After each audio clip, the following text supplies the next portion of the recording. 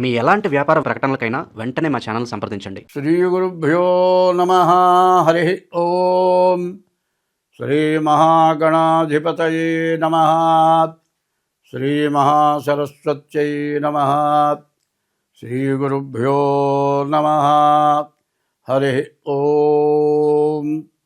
అస్మద్గురు విద్యానందనాథ గురుచరణారవిందాభ్యాం నమో నమః. అస్మద్గురు కాశ్యపగోత్రపవిత్రం నారాయణతీశ్వరఛాత్రం వందే దాసగుణదాస మృస్తం రామానుదాసస్వామినం నమో నమః. రామగుణాభిరామ రఘురామ పరాక్రమ భీమ జానకీ రామ ప్రపన్న రామ బుధరంజిత నామ సుధామ రామ శ్రీరామ దురంత దుర్భర విరామ నిష్కామ జటంసు భక్తి మనసా గురుపాదములాశ్రయం పుమా ముదమున పారిజాత తరుమూలమునందు అతి సూక్ష్మరూపుడై హృది రఘువీరునామమును ఎప్పుడు జపించుచు రామభక్తులన్ వదలక బ్రోచుచుండు ఘను వాయుతనూజుని ధీతిరాజుని యదను దలంచి భక్తి కుమతి గురుపాదములాశ్రయింపుమ. శుక్లాంబరధరం విష్ణుం శశివర్ణం చతుర్భుజం ప్రసన్నవదనం ధ్యాయేత్ సర్వవిఘ్నోపశాంతయే. 2026వ సంవత్సరం జనవరి నెల 12వ రాశి మీనరాశి. ఈ మీనరాశికి ఏలనాడు శని జరుగుతోంది. 2 సంవత్సరాలు నరైపోయింది. మార్చి నుంచి 2వ రాశికి 1వ రాశికి 12 నుంచి 1వ రాశి వచ్చాడు. మరి మార్చి నుండి April, May, June, July, August, September, October, November, December 9 నెలలైంది. మరి సంవత్సరం 7 నెలల పాటు జన్మంలో శని ఉంటాడు. ఈ జన్మంలో శని వల్ల చాలా కష్టాలు నష్టాలు ఎక్కువగా ఉంటాయి. ఈ రాశి వాళ్ళకి రవి, బుధుడు, కుజుడు బాగున్నారు, కేతువు బాగున్నాడు. మరి 4 గ్రహాలు బాగున్నాయి. ఈ మీనరాశి చాలా బాగున్నదని చెప్పాలి. కానీ ఏలినాడు శని మాత్రం వదిలిపెట్టదు. ఏలినాడు శని వల్ల బాధలు ఎక్కువగా ఉంటాయి. ముందు ఈ రాశివాళ్ళు తప్పనిసరిగా శనికి 19,000 జపం చేయించుకొని నల్లలోములు దారం ఇవ్వండి. ప్రతి శనివారం శనికి అభిషేకం చేయించుకోండి.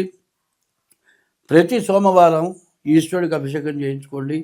ఈ జన్మం నుంచి ద్వితీయానికి వచ్చే లోపల మీకు చాలా అష్ట కష్టాలు చాలా ఉన్నాయి. వీటి నుంచి బయటపడతారు. నేను చెప్పింది చేస్తే మీకు అన్ని విధాలా బాగుంటుంది. ప్రతిరోజు సూర్యోదయానికి ముందు లేవండి. మరి మొట్టమొదటి చెప్పింది మేషరాశిలో చెప్పాను. భూమి తాకి నమస్కారం చేయటం, అరిచేతులు చూసుకొని నమస్కారం చేయటం, తెల్లవారుజామున లేచి స్నానం చేయటం, దేవుడి దగ్గర దీపారాధన చేయటం, సూర్య నమస్కారం చేయటం, ఇటువంటివన్నీ కూడా ప్రతిరోజు చేయాలి.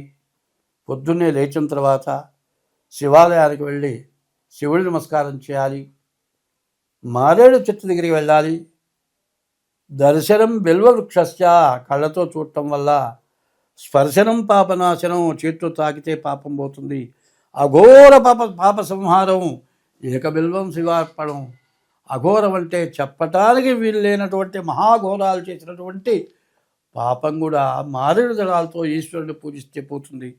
కాబట్టి పాపం నుంచి విముక్తి కావాలి అంటే పాపం వల్లే ఏలినాడు శనిలో బాధలు పెరుగుతాయి.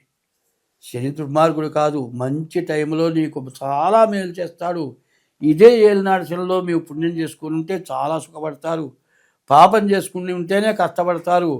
నీవు చేసింది కానీ, నీ తల్లిదండ్రులు చేసింది కానీ, నీ వంశంలో వాళ్ళు చేసిన పాపాలని కూడా మిమ్మల్ని హింసింపజేస్తారు. కాబట్టి ఈ రాశి వాళ్ళు ప్రతిరోజు కూడా శివాలయానికి వెళ్ళి శివ దర్శనం చేసుకోండి. అన్ని విధాలా బాగుంటారు. అట్లా కాకుండా ఎప్పుడైనా సరే దేవుణ్ణి స్మరించకుండా మరి అన్నం తినకూడదు. ఎప్పుడు కూడా నివేదన అన్నారు. నివేదన అంటే ప్రతి ఇంట్లో కూడా దేవుడు దీపారాధన చేస్తే బెల్లం ముక్కైనా నైవేద్యం పెడతారు. కాదు, నీవు వండుకున్న పదార్థం దేవుడి దగ్గర పెట్టి నివేదన చేస్తావంటారు. నువ్వు పెడితే ఆయన తింటలే. నీవు నివేదన అంటే నీకు లోపల ఉన్నది బాధ, ఆ బాధని ఆవేదన, ఆ ఆవేదన చెప్పుకోవటమే నివేదన. ఆ దేవుడికి ఆ విధమైన నివేదన చేసుకొని దేవుడికి నమస్కారం చేసి, అయ్యా నీవే ఇచ్చావు ఇవన్నీ, నీ వల్ల నేను బతుకుతున్నాను అని దండం పెట్టడం. తల్లిదండ్రులకు కూడా ఇదే నమస్కారం చేయాలి. నాయనా, అమ్మా, నీ వల్లే నేను బతుకుతున్నాను, నీవు జన్మను ఇవ్వబట్టే నేను బతికాను, మరి నీ తర్వాతే నేను అని తల్లిదండ్రులకి దైవానికి నమస్కారం చేయటం ఇది ప్రధానమైనటువంటి లక్షణం. ఇది పోయింది. తల్లిదండ్రులకు దండం పెట్టడం, దేవుడికి దండం పెట్టడం ఇది పోయింది. భార్యను సక్రమంగా చూడకపోవటం, తర్వాత విపరీతమైన ఉద్యోగాలు సంపాదనలో పడి చివరికి ఏమవుతుంది, ఈ పరిస్థితులన్నీ చాలా ఇబ్బందికరంగా ఉంటున్నాయి. ఏమవుతుంది, ఖాళీ లేరు. ఖాళీ లేకుండా పగలల్లా చాకరీ చేసి ఇంకా ఎక్కువసేపు వర్క్ చేసి ఇంటికి వచ్చి పడుకుంటే నిద్ర పట్టలేదు కాబట్టి కొద్దిగా తాగటం. కొద్దిగా తాగితే ఒకరోజు కొద్దిగా, ముందు మందు, తర్వాత విందు. ఈ విందు ఏమిటి, ఏదన్నా ప్రమోషన్ వస్తే పార్టీ. ఏం పార్టీ, తాగటం పార్టీ. ఈ విధంగా తాగటం, రాత్రి 10 గంటలకో తాగి ఇంటికి వచ్చి కాలు చెప్పులు కూడా విరవకుండా ఆ మంచం మీద పడటం, 9 గంటలకో 10 గంటలకో లేవటం. ఈ వచ్చే సంపాదనలో 3 వంతులు తాగటానికి ఖర్చు పెట్టడం.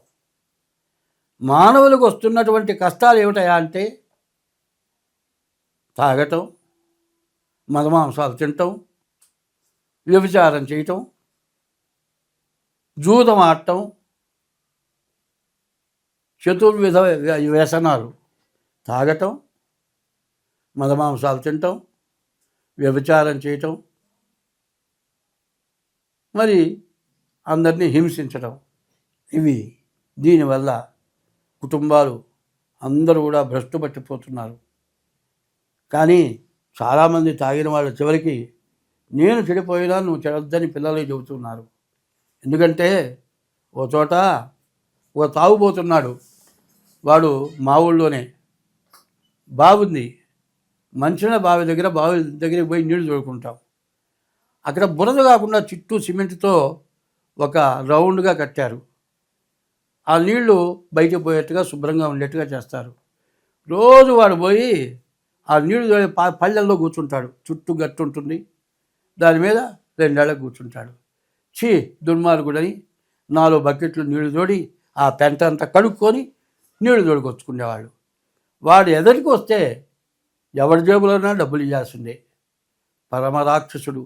వాడిని పట్టుకొని కొడతాడు, పొడుస్తాడు. ఇట్లా హింసపడుతున్నారు.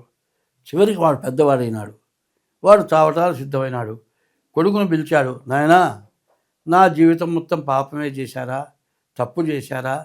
తప్పు చేశానని వాడికి జ్ఞానం కలిగి వాడు అన్నాడు, నాయనా, నన్ను మంచివాడు అనిపించరా నాయనా అన్నట్ట. వీడు చూచాడు, ఇట్లా ఇంత దుర్మార్గుడిని మంచివాడు ఎట్లా అనిపించాలి, ఎట్లా ఏ మంచి పని చేస్తాయా, నువ్వు ఎవరి కొడుకువయ్యా, చాలా మంచివాడివి, చిన్నవాడివి, మాకు దానం చేస్తున్నావు, మాకు అన్నం పెడుతున్నావు, మీ నాయన ఎవరయ్యా, మీ నాయన పేరు ఏంటయ్యా అని తండ్రిని అడుగుతారు. తండ్రి మంచివాడంటేనే అట్లా అడుగుతారు. దుర్మార్గుడిని ఎవరు అడుగుతారు? ఎవరు అడగరు. దుర్మార్గుడిని మంచివాడుగా ఎట్లా చేయాలి బాగా ఆలోచించాడు. మా నాన్న బావి పళ్ళల్లో కూర్చుంటున్నాడు, నేను బావిలోనే కూర్చుంటాను. చూశారు, బావిలో కూర్చున్నాడు. ఆ పళ్ళల్లో కూర్చుంటే నీళ్ళన్నా తోడుకున్నాం, ఆ నీళ్లు తోడుకోకుండా కూడా తెచ్చేశాడు. తండ్రే మంచివాడు, వీడే పరమ దుర్మార్గుడు అన్నట్ట. అట్లాంటి స్వభావాలు కలుగుతున్నాయి జనాలకి. అటువంటి చెడు అలవాట్లు ఎక్కువైపోతున్నాయి. చెడు నుంచే మంచిగా మారాలి. మంచిగా మారడం కోసం చెబుతూ ఉన్నా. ఈ చెప్పేది ఎవరిని గురించి కానీ, ఎవరిని విమర్శించడం కాదు, కానీ ఎవరికి వాళ్ళు దుర్వ్యసనాల్లో పడ్డప్పుడు మనస్ఫూర్తిగా లోపల బాధపడుతున్నారు. ఆ బాధ చెప్పుకోలేకపోతున్నారు. ఇంటికి వచ్చిన తర్వాత ఎవరన్నా ఏదన్నా అంటే వాళ్ళు ఎక్కడ లేని కోపం వస్తుంది. కోపం రావటం కాదు, ఆలోచించాలి. ఆలోచించి మంచిగా బ్రతకాలి. మీరు కాదు, మిమ్మల్ని నమ్ముకున్న వాళ్ళని బాగు చేయాలి. ఇట్లా ఉండాలి అంటే వాళ్ళ బాధలు చూస్తున్నాం. క్యూలో ఎక్కడైనా సరే క్యూలో ఉంటున్నారు జనం, విపరీతంగా జనం ఉంటున్నారు. ఇటువంటి అలవాట్లు పోవాలి. ప్రభుత్వం కూడా ఇటువంటి దాన్ని సపోర్టు చేయకూడదు. దీనివల్ల ప్రజలంతా పాడైపోతున్నారు. కాబట్టి అందరికీ కూడా నేను తప్పు చేశానేమో అనుకుంటున్నాను, ఇట్లా చెప్పడం తప్పేమో అనుకుంటున్నాను. నా తప్పు కనుక ఏదైనా ఉంటే ఇట్లాంటి దాంట్లో ఎవరికైనా కోపం వస్తే నా తప్పు నాకు వదిలేయండి. నేను ఏదైనా తప్పు చేశాను అనుకుంటే దండం పెడుతున్నా, క్షమించండి. ఇంతకంటే నేను చెప్పగలిగేది ఏమీ లేదు. నేను చెప్పింది మంచి తప్పితే చెడు కాదు. నన్ను చెడుగా ఎవరు ఆలోచించద్దు. స్వస్తి.